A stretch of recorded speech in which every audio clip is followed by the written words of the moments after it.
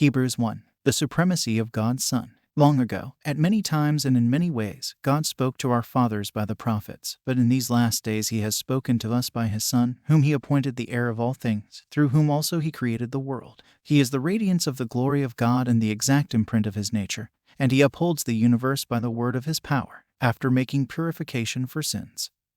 He sat down at the right hand of the Majesty on high, having become as much superior to angels as the name he has inherited is more excellent than theirs. For to which of the angels did God ever say, "You are my son, today I have begotten you"? Or again, "I will be to him a father, and he shall be to me a son"? And again, when he brings the firstborn into the world, he says, "Let all God's angels worship him." Of the angels he says, "He makes his angels winds, and his ministers a flame of fire." But of the Son he says, "Your throne, O God, is forever and ever. The scepter of uprightness is the scepter of your kingdom. You have loved righteousness and hated wickedness. Therefore God, your God, has anointed you with the oil of gladness beyond your companions.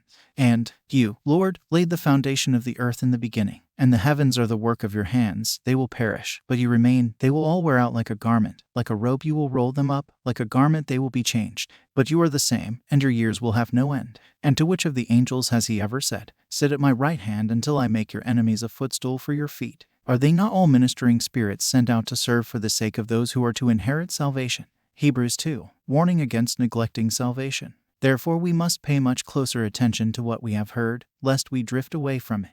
For since the message declared by angels proved to be reliable, and every transgression or disobedience received a just retribution, how shall we escape if we neglect such a great salvation? It was declared at first by the Lord, and it was attested to us by those who heard, while God also bore witness by signs and wonders and various miracles and by gifts of the Holy Spirit distributed according to his will, the founder of salvation. Now it was not to angels that God subjected the world to come, of which we are speaking. It has been testified somewhere, "What is man, that you are mindful of him, or the Son of Man, that you care for him? You made him for a little while lower than the angels. You have crowned him with glory and honor, putting everything in subjection under his feet." Now in putting everything in subjection to him, he left nothing outside his control. At present, we do not yet see everything in subjection to him. But we see him who for a little while was made lower than the angels, namely Jesus, crowned with glory and honor because of the suffering of death, so that by the grace of God he might taste death for everyone. For it was fitting that he, for whom and by whom all things exist, and bringing many sons to glory, should make the founder of their salvation perfect through suffering.